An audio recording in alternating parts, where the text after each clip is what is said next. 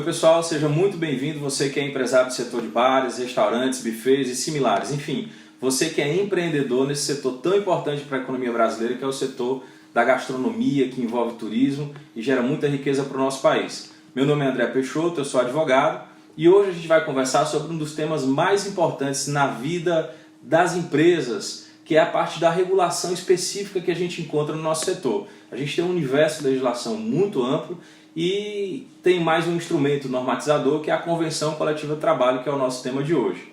Primeiramente, o que é a Convenção Coletiva de Trabalho? A Convenção é um instrumento que existe um respaldo legal e ganhou uma importância mais relevante dentro do contexto da reforma trabalhista, em que envolve uma norma que é criada entre os trabalhadores por meio do seu sindicato laboral e as empresas por meio do seu sindicato patronal. Então, esses sindicatos, eles fazem um processo de negociação que pode culminar num acordo, que é a Convenção Coletiva de Trabalho. Ela tem uma abrangência especificamente para a categoria, para a base dos representados, na sua base territorial da mesma forma. Então, para você que é aqui do Ceará, e esse vídeo é mais voltado para o empresário do Ceará, a gente vem falar sobre a Convenção Coletiva de Trabalho que foi celebrada para esse setor de bares e restaurantes entre o Sindirest, que é o sindicato patronal, o sindicato das empresas, e o Sintrortur, que é o sindicato laboral para Fortaleza e algumas cidades aqui do interior do estado e do litoral. Essa Convenção Coletiva de Trabalho é resultado de uma negociação que ocorreu ouvindo vários empresários do setor. No caso do Sindirest, ele representa do pequeno cantineiro, a cantina, até a grande cadeia de restaurantes, e ela tenta abranger. A Convenção Coletiva é um acordo possível. Da parte dos trabalhadores, eles buscam alguns avanços, da parte das empresas algumas regulações específicas, porque a gente tem características que funcionam só para o Ceará, tem características que só servem para a nossa realidade desse nosso segmento. E é isso que a convenção busca fazer, e ela está sempre num processo de aprimoramento. Então a gente vai falar dessa convenção para os anos de 2018 e 2019. Ela foi registrada no Ministério do Trabalho, agora no dia 28 de setembro, então ela já está em vigor, essa convenção, com efeitos retroativos para a database, que é 1º de julho, certo? E ela vai ter validade de um ano, ou seja, ela vai até 30 de junho de 2019. E o que é que a gente pode destacar de novidades ou não, ou formações úteis que você pode utilizar? Primeiramente com relação às atualizações que a gente chama de cláusulas econômicas, né? Para quem recebe o piso, a atualização, para quem já conhece a convenção, ficou a mesma coisa. Empresas de até 15 funcionários, 2,5% sobre o salário mínimo nacional em janeiro. E mais de 15 pessoas, 3,5% também em janeiro. Para aquele trabalhador que recebe além do piso salarial, o reajuste foi considerado, foi ajustado, foi acordado em 3,6%. E então essa é uma coisa que você já pode aplicar, sendo retroativo ao 1º de julho de 2018. Um outro tema muito importante é o tema da gorjeta. A convenção veio também regulamentar esse tema. A gente sabe que entrou em vigor a legislação que a gente chama de Lei da Gorjeta, que alterou a CLT, regulamentando diversos aspectos da gorjeta. Ela foi alterada por uma medida provisória que depois caiu, porque não se converteu em lei. A gente até já fez um vídeo sobre isso. E a gente basicamente não tem mais uma regulamentação. Mas a gorjeta em si, ela é prevista desde o tempo da própria CLT, dos anos 40. E parte dessa reforma também trouxe alguns elementos para a gorjeta. Então, como a parte mais importante da lei caiu com a medida provisória, a Convenção Coletiva veio suprir essa lacuna jurídica para que pudesse dar alguma segurança jurídica para quem utiliza a gorjeta. Eu vou falar bem rápido, porque a gente pode fazer até um vídeo específico de gorjeta sobre ela. A gente está falando que a gente pode ter o modelo da gorjeta cobrada, que é aquela que o restaurante se predispõe a fazer a cobrança do garçom, então ele recebe, não faz parte da receita do restaurante, ou seja, não deve ser tributado como receita, como faturamento do restaurante, porque ele arrecada e faz o rateio para os trabalhadores de acordo com um acordo coletivo de trabalho. Então, a nossa convenção, ela prevê o quê? Que você precisa fazer um acordo coletivo de trabalho, e isso está previsto inclusive na própria legislação, em que você vai ter, de um lado, os trabalhadores assistidos pelo sindicato laboral e do outro lado a empresa, que se quiser pode ser assistida pelo sindicato patronal, mas não há uma imposição, não há uma necessidade disso para o acordo coletivo. E o que é que vai ser disciplinado? O que é que a convenção coletiva diz que precisa ser disciplinado no acordo coletivo? precisa você estabelecer qual é o percentual da gorjeta que vai ser cobrada. O normal, o típico, o tradicional é 10%, mas pode ser qualquer outro percentual estabelecido na convenção. E outra coisa é o rateio. O rateio vai ser feito por quem? O rateio vai ser dividido entre só o garçom, ou comins, cozinheiro, auxiliar de cozinha, gerente de atendimento. O que a gente recomenda é que esse rateio seja feito somente entre os profissionais que fazem parte do atendimento, né? Então é feito um edital de convocação, uma assembleia e, se for o caso, se for aprovado, um acordo coletivo que deve ser formalizado no Ministério Público, no Ministério do Trabalho. Ele vai ser registrado lá no Ministério do Trabalho.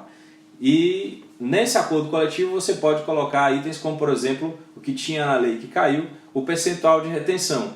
Você vai estabelecer um percentual, a gente recomenda que utilize os mesmos percentuais que tinha na lei e que esse percentual vai ser 100% revertido para encargos sociais, trabalhistas e previdenciários do trabalhador. Ou seja, sempre a gorjeta vai para o trabalhador, seja na forma de dinheiro diretamente, né, por meio do pagamento, ou por meio desses benefícios sociais. E aí você vai ter a oportunidade de ler essa cláusula e ver quais são as novidades. Tem também regula de certa forma a gorjeta espontânea, que é aquela que a empresa não se dispõe a cobrar, mas o cliente paga ao trabalhador diretamente, e também a gorjeta por estimativa, que também ela cobre alguns encargos previdenciários, que é interessante você conhecer lá na convenção coletiva também. Ou seja, a convenção coletiva está disciplinando, regulando a parte da gorjeta, muito importante se você for utilizar com esses termos.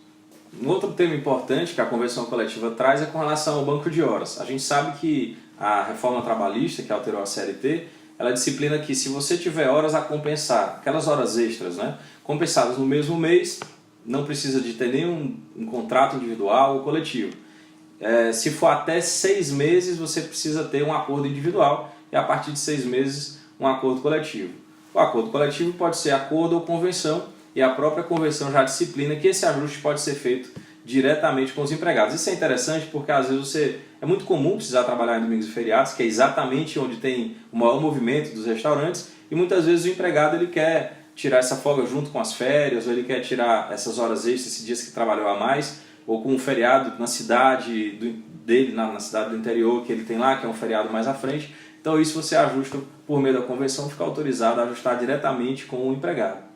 O terceiro tema muito importante da convenção é a escala de revezamento aos domingos. A gente sabe que, de um modo geral, por exemplo, o comércio varejista, para os escritórios, o domingo é o dia da folga semanal.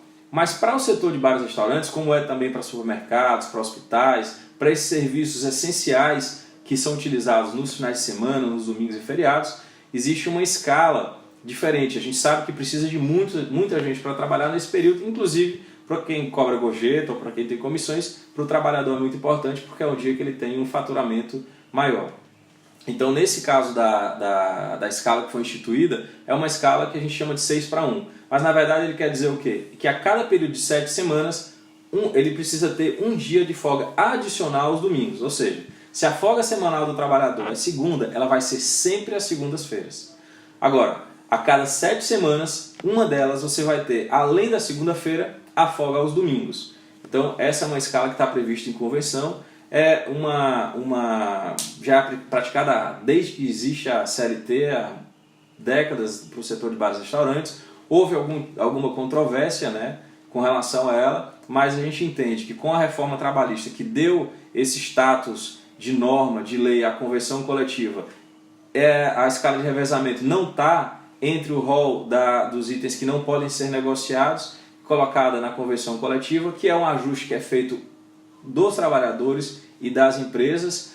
A gente entende que é uma bandeira que o nosso setor precisa lutar e precisa consolidar, porque ela é muito importante, inclusive para a viabilidade dos negócios e também para o trabalhador, que é importante que se respeite esse tipo de regulamentação. Um outro ponto que a gente pode destacar da convenção coletiva é com relação, por exemplo, aos feriados, né? Existe no feriado do carnaval, ele normalmente não existe uma lei e normalmente ela não tem sido editada, uma lei que diz que o feriado é carnaval. E tem algumas decisões do judiciário, no TST, que dizem que na ausência de uma norma se utiliza normas secundárias, fontes secundárias do direito, e aí o juiz muitas vezes institui que é a terça-feira. Então, para a gente ter uma segurança jurídica, a gente já declara que Nos anos em que não houver instituição de feriado para o Carnaval por meio de lei, a convenção coletiva já declara que o Carnaval não é feriado. Então é importante ficar atento a essa questão. Outra novidade da convenção, na verdade já vem nas convenções anteriores, com relação à homologação. A gente sabe que na reforma trabalhista deixou de ser obrigatório homologar a rescisão do contrato de trabalho no sindicato laboral. A convenção, os trabalhadores entendendo que isso é interessante para eles, até para haver uma certa conferência dessas documentações, dentro do contexto da negociação, ficou acordado que as homologações continuam sendo no sindicato laboral. Então, quando você fizer a sua rescisão do contrato de trabalho, precisa ir ao sindicato laboral para aqueles trabalhadores que têm um vínculo de emprego superior a 1 ano. E lembrando e deixando bem claro, isso não tem qualquer tipo de cobrança, não deve haver qualquer tipo de cobrança, nem para o trabalhador, nem para a empresa. Um outro aspecto é com relação ao termo de quitação anual. As quitações anuais também é um serviço facultativo, está lá na CLT, e que a empresa pode fazer, e a gente recomenda que se faça isso naqueles casos em que você tem uma divergência documental, ou que você perdeu algum documento, a empresa no caso, e aí ela vai lá, faz toda a conferência, o próprio trabalhador confirma se recebeu ou não, e aí é dado um termo de quitação para às vezes ajustar alguma situação que perdeu o controle de alguma forma, é conferido que foi pago ou que não foi pago, e isso fica ajustado, serviço opcional, facultativo, que ninguém tem a obrigação de fazer. Um outro aspecto também é com relação à taxa da saúde, que o setor não tem... A convenção coletiva estabeleceu que as empresas vão pagar um valor de R$ 4,00 por trabalhador para a assistência da saúde, que é feita lá pelo sindicato laboral, são 9 especialidades médicas e tudo mais. Então, isso não é descontado do trabalhador. Agora, ela também só é devida para aquelas empresas que não têm plano de saúde. Então, se sua empresa tem plano de saúde, não precisa pagar essa taxa. Agora, se não tem, precisa pagar essa taxa para manutenção desse sistema de saúde, e aí esse valor de R$ 4,00 já dá acesso a toda essa sistemática de saúde para o seu trabalhador. Com relação à contribuição sindical, a gente sabe que por meio inclusive da decisão do STF do dia 28 de junho, ela continua sendo facultativa conforme previsto na reforma trabalhista. Então o imposto sindical ele não é devido, e qualquer valor que deva ser descontado do trabalhador precisa ter sua autorização prévia e expressa, certo? Então, existe uma cláusula da contribuição negocial laboral, mas precisa haver uma autorização prévia e expressa do trabalhador para que possa ser descontado. A convenção nem prevê mais nada do imposto sindical, apesar de ser facultativo, ele está regulamentado por lei, não prevê nada na convenção, paga quem quiser. No caso, o trabalhador autorizaria especificamente se quiser ou não. E tem também a contribuição negocial patronal. A gente sabe que sem o imposto sindical, os sindicatos eles precisam de alguma forma se viabilizar, e foi instituído por meio de uma assembleia patronal a contribuição negocial patronal, nos valores que tem na tabela que você pode encontrar na convenção, do valor que deve ser pago, que é para manutenção desse sistema que redunda nas negociações coletivas, nas convenções e acordos coletivos. Então, é basicamente isso aí, pessoal. Se vai aparecer aqui embaixo o endereço para você acessar, você pode clicar e acessar a convenção coletiva. É muito importante, tem muitas outras novidades sobre trabalho intermitente, sobre regime parcial de horas, sobre o intervalo intrajornada. Então a gente tem tanto novidades como reproduções do que vinha sendo nas convenções anteriores. E você que é empresário, você que é advogado, você que assessora bares e restaurantes, é imprescindível que você conheça a convenção. Você contador também, é imprescindível que conheça a convenção coletiva. Ele está disponível lá no site dos sindicatos, tem também no Ministério do Trabalho, você pode acessar ela integralmente, o endereço vai aparecer aqui. E é importante que você conheça essa norma e observe essa norma nessa relação de trabalho. Ok? A gente fica também à disposição para tirar qualquer dúvida. Um forte abraço e até a próxima.